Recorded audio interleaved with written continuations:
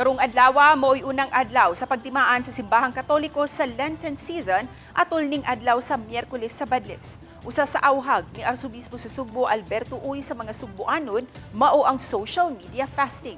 Ani ang report ni Femery Dumabo.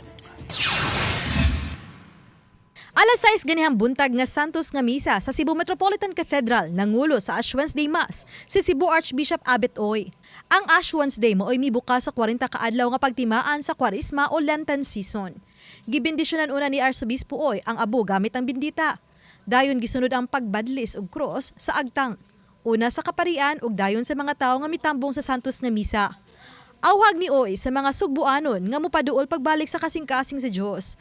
Ug nining Miyerkules sa Badlis o sa kapahinumdom nga antaw walay bili kun wala niya ang gugma sa Ginoo.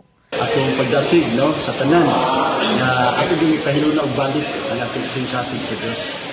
Kay gipahinduman ta karong adlaw ti abog ta gikan abog ta pauli meaning wa gid tay bili apart from God's love. So ang tentasyon nato na makabuhi ta nga wa ang Ginoo kana dako kayo nga sayop ang atong ikayan. Samtang gisuportaran sa Arsobispo sa Sugbo ang panawagan sa Catholic Bishops Conference of the Philippines kun CBCP alang sa mga Kristohanon nga hikawan ang kagulingon sa paggamit sa ilang mga social media account pinaagi sa social media fasting. Apan iyang gipasabot nga wala manawagan ng mga obispo nga talikdan sa hingpit ang social media. Apan maghinay-hinay lang, labi na karong Lenten season, aron makahatag og dekalidad nga oras sa pamilya o sa pamalandong. Kay nasayop ka nga ang social media nakakuha og dako sa atong panahon, no? Mao na nga dagan sa mga tao karon, way panahon sa usag-usa, way pagpakabana sa nasod, ya labaw na gyud nga gabay na lang kaayo panahon sa Ginoo tungod sa social media. Pagidiyahan ta nga dili palabian, dili pasudloan, di na duway ko na natong quality time with one another, with the family, and especially with God.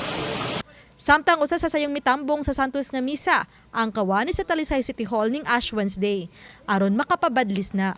Iyang gipadayag nga usa siya ka devoted Catholic ug andam mosunod sa mga awhag sa simbahang Katoliko nining mga adlaw sa Kwaresma.